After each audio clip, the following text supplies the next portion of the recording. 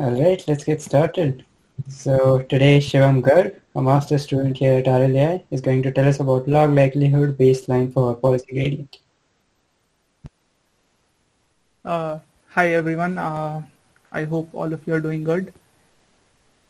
So policy gradient methods have a critic baseline to reduce the variance of their estimate. I'll talk about a simple idea of using an analogous baseline for the log likelihood part.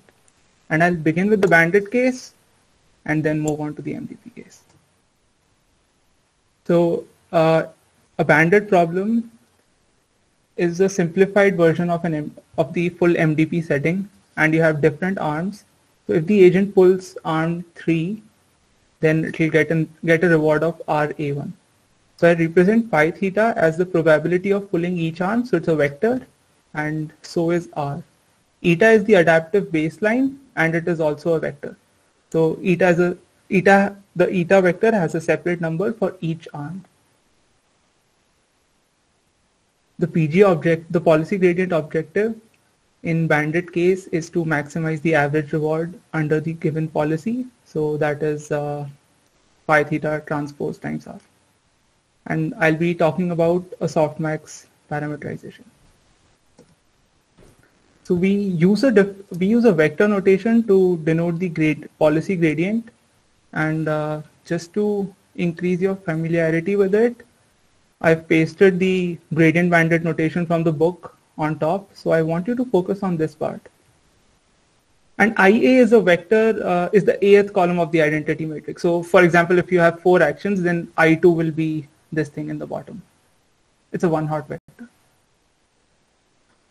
So for say this AT is 2, then for all actions A not equal to 2, IA would be 0, and then it will directly correspond to this red update.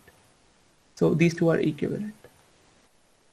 But the vector notation is a more succinct way of writing it, and it makes the math a lot more straightforward.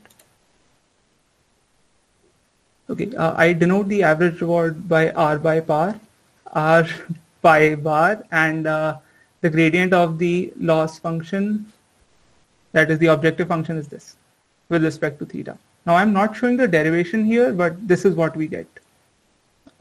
Yeah, and this is the expected gradient. The agent does not know the R vector, so it cannot use this expected gradient, and we'll need stochastic version of it.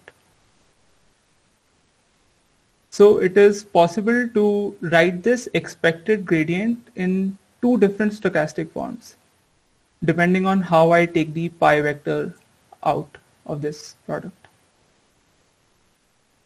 So one way is the regular way. This is what the book has. This is without the baseline.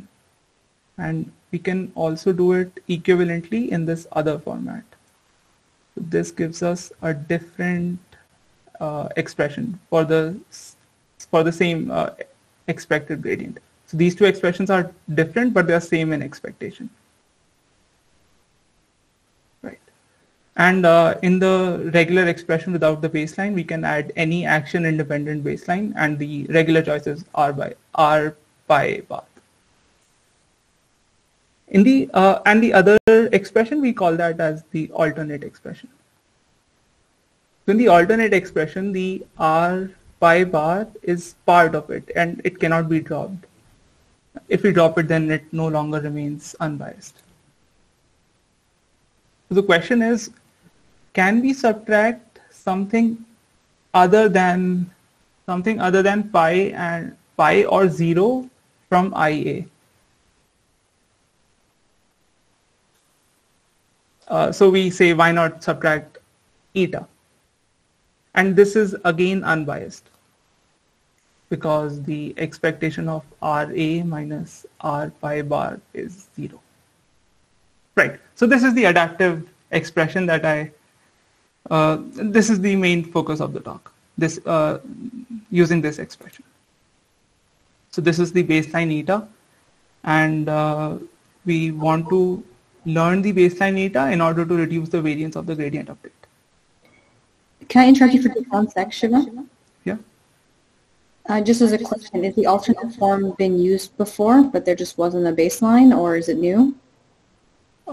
Yeah, I'm not sure. That is one thing that I wanted to know from you guys. So maybe not that you know of. No, yeah, right.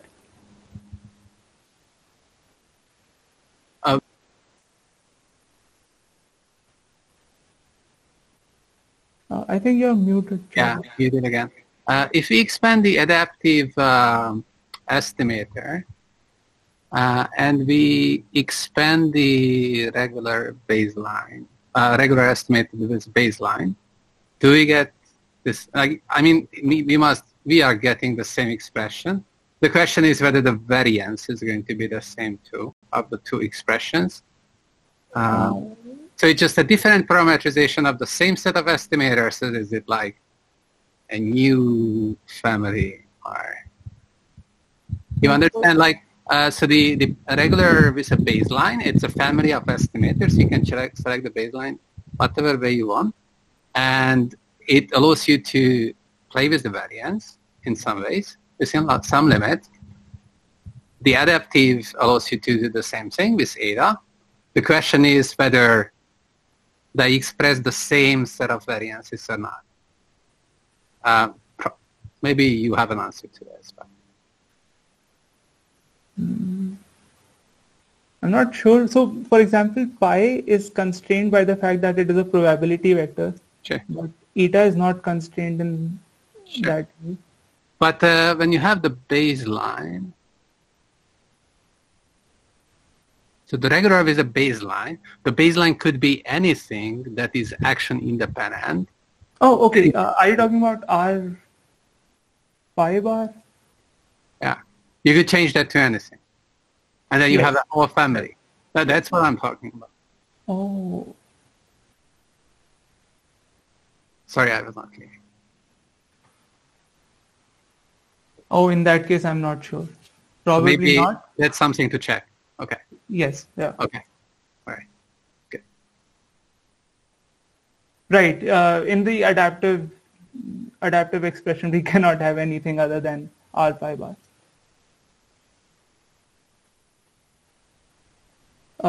Okay, so we learned the baseline eta to directly minimize the variance of the update. So I have a simple method for MDP.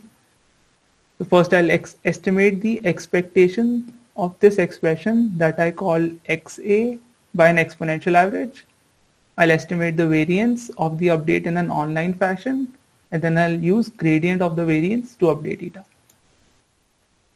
So I estimate the expectation of XA in a running fashion. I estimate the variance of the update by using this. And then I take the gradient of this expression to update eta. And I assume X, the old samples, to be independent of eta. A very simple method. So this gives us an algorithm for using the adaptive expression. So I test this on the 10-armed Bandit Testbed. For those of you who are not familiar with it, so we have 10 different arms, and each arm has a true value. So for example, this 10th arm, this will give an expected reward of Q star 10 when it is pulled.